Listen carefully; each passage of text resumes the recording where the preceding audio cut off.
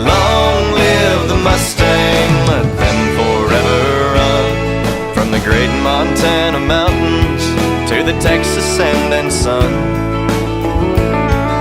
You catch a glimpse of heaven when the mares foal in the spring. Long live the Mustang, let their freedom ring.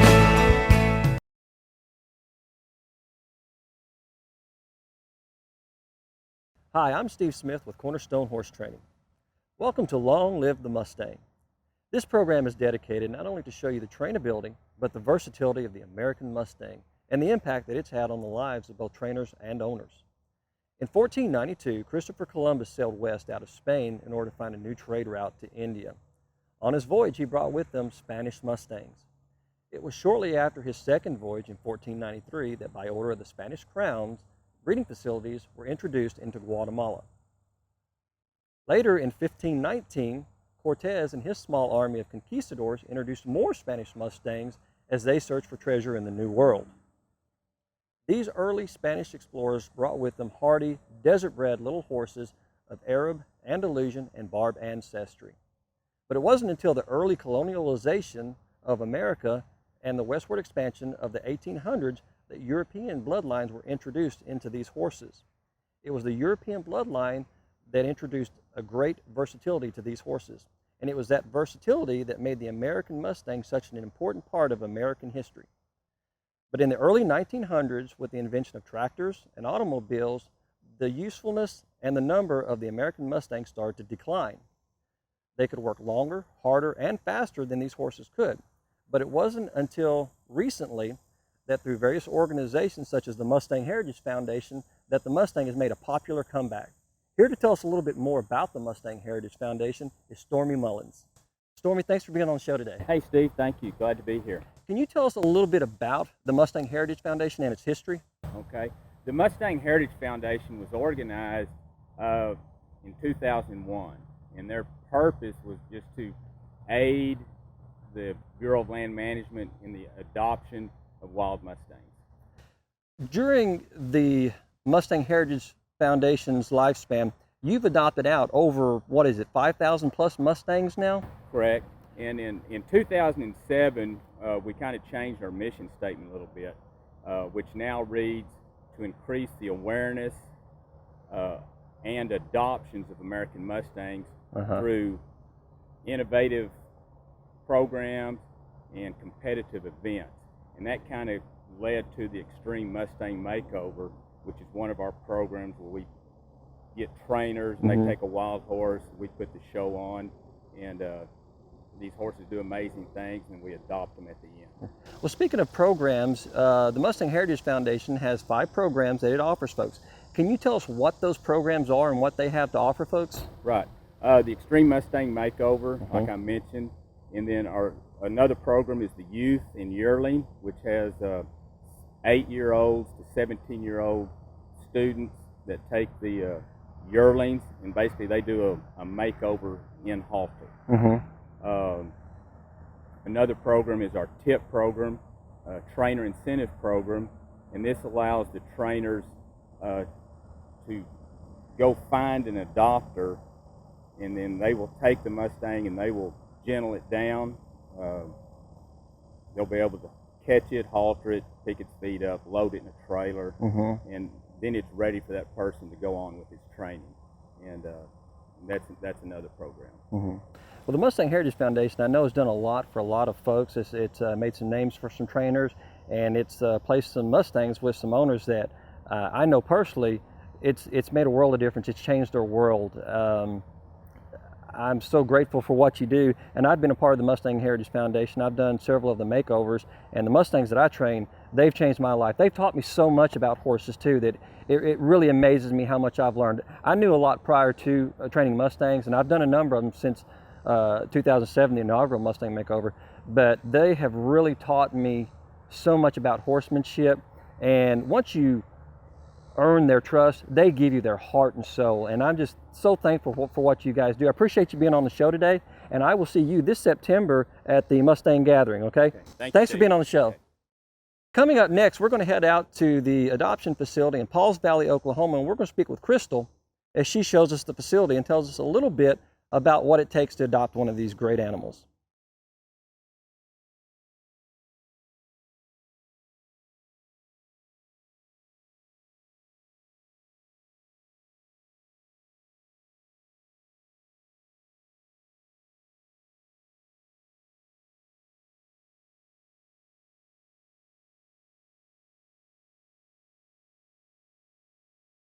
Hi, Steve. It's good to I'm see you good. again. Good to see you. I appreciate you taking the time to tell us a little bit about first-time adoption.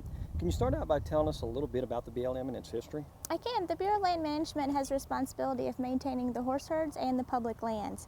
Now, most of the public lands are out west in the 10 western states. The Wild Horse and Burro Act of 1971 gave BLM the responsibility to maintain the herds and the public lands. To do that, we take a certain number of horses off each year and offer them up to the public for adoptions. We do that because if we didn't do anything to control the herds, they would double in population numbers every 4 years and overrun the land. So we give contraceptives, and then we take a few off each year, and we offer them up to the public for adoption. On some of the paperwork that I've encountered whenever I've adopted a few Mustangs, I noticed that you have a few requirements, and I think about this fence, and that's one of the requirements. Can you tell us a little bit more about some of the requirements in order to be able to safely adopt one of these guys? Usually, if you're set up for horses already, your corrals meet our requirements. We do require a 6-foot-tall, sturdy corral to keep the animal in, with access to shelter and food and water. Now, after that animal, that's for an adult horse. So after that animal is genoed, you can then put the animal in your pasture. And it's 5 foot for yearlings and 4.5 foot for burros. Okay. Well, also notice too that as a trainer, whenever I get some of these guys, I definitely want to respect them. I noticed that whenever I walked up that you were kind of rubbing on a horse, and these horses will definitely give you their heart and soul once you earn their trust and that respect and you've spent the quality time that they need. But as a first-time owner, sometimes I don't want them to take the first-time owner to take these horses for granted, because they are still a little wild and it will take a little transitioning time to get them tamed down. Do you have any safety tips for first-time owners? You know, we do. You are adopting a wild animal, and right now these horses, they might come up to you when you're outside the pen, but once you get in there, they may be afraid you're going to eat them, you're going to come after them. So we want people to be cautious and not bite off more than you can chew. You know, 15 minutes a day is worth more than 5 hours on Saturday, and just go easy and be respectful and keep your eyes on them and kind of slowly earn their trust and move on from there. Absolutely, that's definitely good to know. My next question, I guess, is their feeding regimen. I know here on the facility that you feed them alfalfa, and whenever you get them home, you're eventually going to transition them to some sort of grain feed or something like that. But you want to make sure it's a safe transition and you don't give them too much grain. You want to reduce the risk of colic along with the stress that they're already going through and everything. Do you have any recommendations on a good, safe transition for these horses? Whatever you know, as you said, we do have alfalfa in a pasture setting here. So whatever you transition the horse, a monogastric animal, into, is do it slowly. So if you want to transition them into a grain regimen, then you may get some alfalfa flakes at home and then slowly pour some grain on top and give that to them and kind of slowly introduce it to them. Slowly introduce grass hay, whether it be Bermuda, Timothy, brome, whatever you may have available in your area. But you may want to get some alfalfa and kind of transition it slow and grain the same way. Well, folks that are watching this show, let's say they want to come here to Pauls Valley, Oklahoma and pick up a horse, or just look at them and maybe entertain the idea of future adoption. How could they get hold of you here, either at Pauls Valley or the other facilities around the United States? Well, if folks are interested in adopting, please log on to blm.gov. They can log on to our, click on our adoption page and see all kinds of information about adoption. They can also call 866-468-7826 and speak to a live person about adopting and find one in your area and come to it. That's awesome. Well, Crystal, I know you've got a lot to do. I appreciate you taking the time to tell us a little bit about this. God bless you, and we'll see you down the road. Thanks.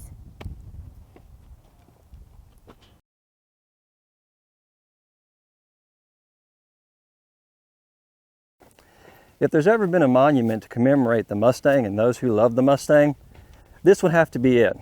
This is the Fence of Fame here at Freedom Trails Ranch. Here to tell us more about this fence is Ann Souders. To those of us who know and love her, here's Mustang Annie. How many years have I been collecting the boots on the fence? I started after '09, and Jim and I did the makeover in '08, and in '09 was my first year to be the vendor coordinator for Mustang Heritage Foundation and all the makeovers. And I've always collected boots for years. My house is full of boots. Okay. I like boots. Yeah, no, I have a lot of boots, and indoors and out. And so as we were putting the fencing up and Jim was putting cedar stays in, I just thought, Boot Scoot and Annie.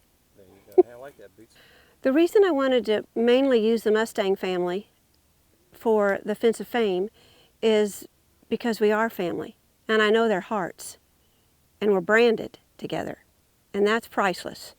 And we don't have to worry about a Fence of Shame when we have the Fence of Fame, see?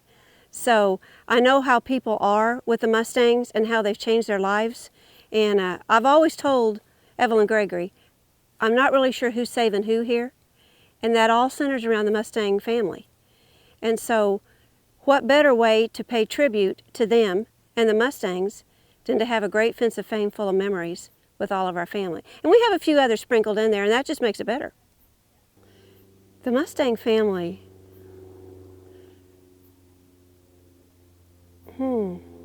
I get real emotional when I talk about the Mustang family. They're a precious group of people that we've all kind of bonded together, and we're branded together with these Mustangs. And we do things for each other, even when we don't know each other. I have great Mustang family friends that I've never met, but I know them from Facebook and from emailing and from doing the makeovers, and they're unconditional. Very different in our world today and in the equine world. We're all bonded together, we do things, we love each other from every different address, every different state, different jobs, but it doesn't matter because we've all bonded together over the love of a Mustang, and that's pretty awesome in this day and age. What draws the family together and is important, I really think, is everybody has a deep faith in God and a deep commitment, and these Mustangs bring that out in you. You cannot take a wild Mustang and gentle it and train it and not have a deep touch of our Creator. I believe that with all my heart. And they do that to us because we have to earn everything through them.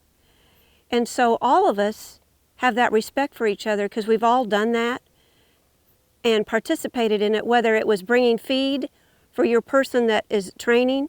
Everybody's witnessed it. That's how we treat each other. And that's priceless.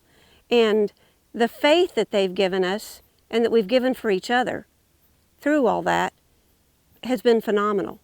And one of my favorite stories is last year, some dear friends of ours that we did not know at the time, the Heiser family, they were coming back from Tennessee from picking up their Mustangs back to North Carolina during a terrible rainstorm. Another driver hydroplaned and ran them and their Mustangs off the side of the mountain. 3 wild Mustangs in a trailer off the side of the mountain. And one of the first calls that she went out was on Facebook. She didn't even realize it because they were in shock. And she called a friend of mine here in Texas, Ken Ludwig, and Kim was like, well, I'm in Texas, and Carol didn't even know. Kim calls me, I get a hold of the BLM, and we're clear across the United States from them. And we put it on our Facebook page, our Mustang Million Facebook page, and thousands of people around the world, Australia, in Europe, saw that and started praying for the Heiser family. And to this day, they have those 3 Mustangs. They're okay, they're safe, everything's worked out. I mean, that just doesn't happen in this world anymore. So that was a great story. And everybody loves the Heiser family. Even before they knew him, we all loved him.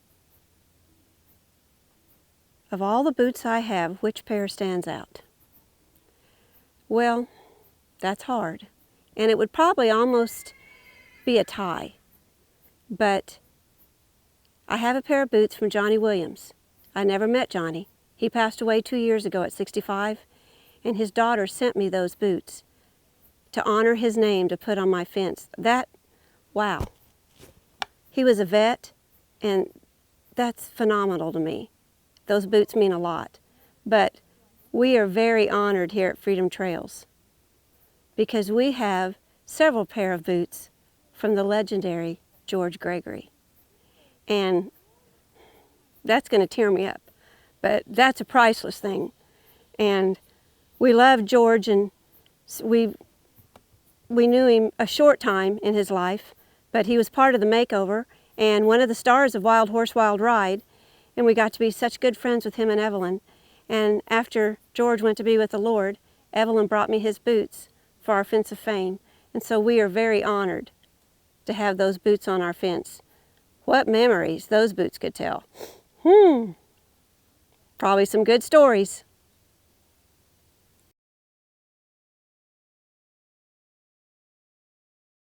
Whenever I'm training a horse, whether it's a horse that's had a few years under saddle or it's one that I'm just starting under saddle, one thing I want to make sure that I put on my horses is what I call impulsion control.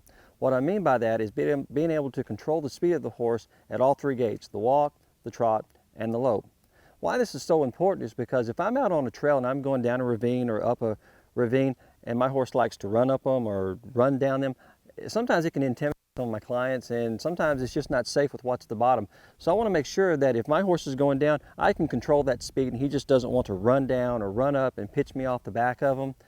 The other thing is I like to show a little bit, and sometimes in the different disciplines I show in, it's good to have what I call impulsion control, because when you're reining, you do fast circles and you do slow circles. Whenever you're doing Western dressage, you have the working walk and the working jog, and you have the free walk and the free jog. So in some of these disciplines, and just for pleasure, it's really nice to have impulsion control.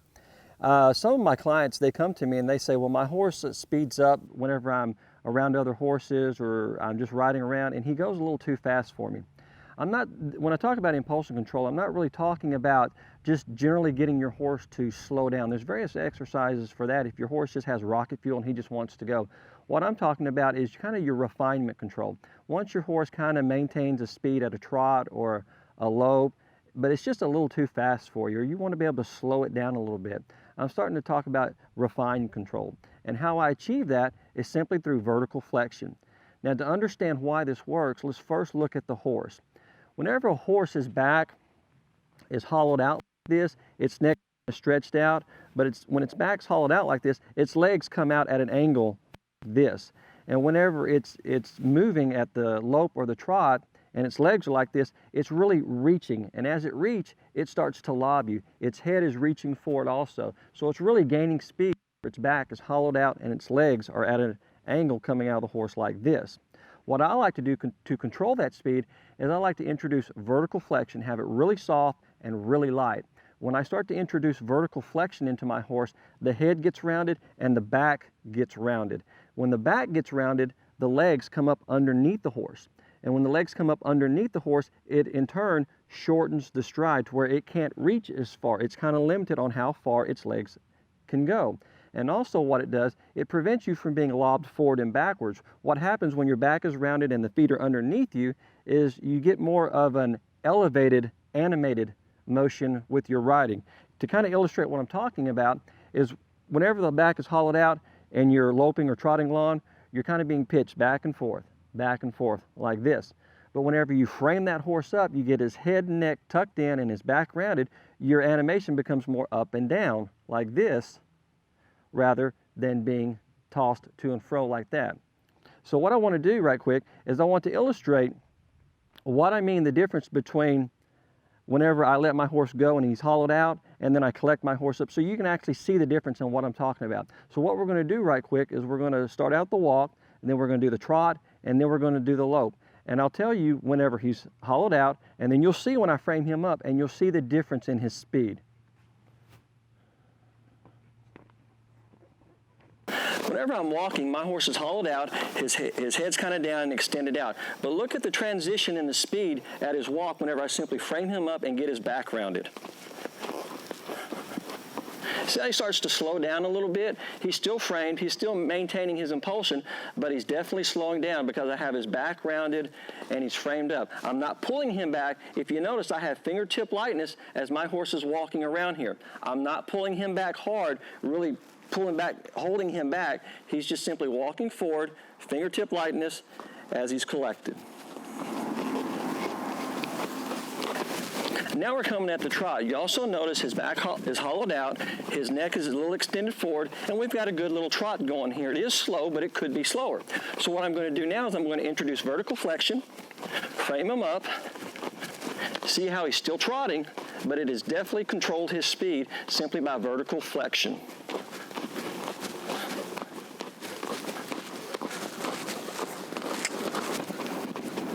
Okay, now my horse is at the lope. You can see he still has a pretty nice slow little lope, but sometimes this can be a little too fast and he still can go slower. Whenever I'm loping my horse around, if I want to do a reining pattern and I'm doing a fast little circle, I want to know that I can slow my horse down. So what I simply do, using my vertical flexion, framing him up and driving up into the bit, I start to frame him up. Now I slow him down a little bit. He's still loping, but you notice the transition in his speed. It's now much slower. So now I'll let him out. And see how he slowly starts to build that speed back up? He's built his speed back up. Now I'm going to frame him up. I'm going to slow him down a little bit, simply by using vertical flexion. And if you look at my hands, you notice his fingertip lightness. I'm not holding that horse back or pulling him back. I'm simply framing him up. He's getting off that pressure. His back is rounded, and his feet have come up underneath him, and they're not allowed to reach in the long strides as though his back were hollowed out. So I'll let him go, let him build a little speed back up.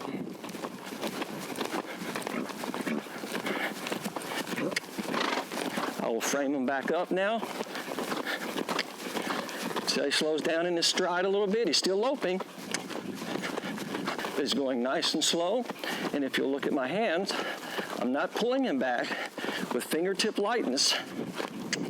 He's maintaining his frame and his shape, and he's staying soft in my hands. Whenever I let him go, he'll build that speed back up.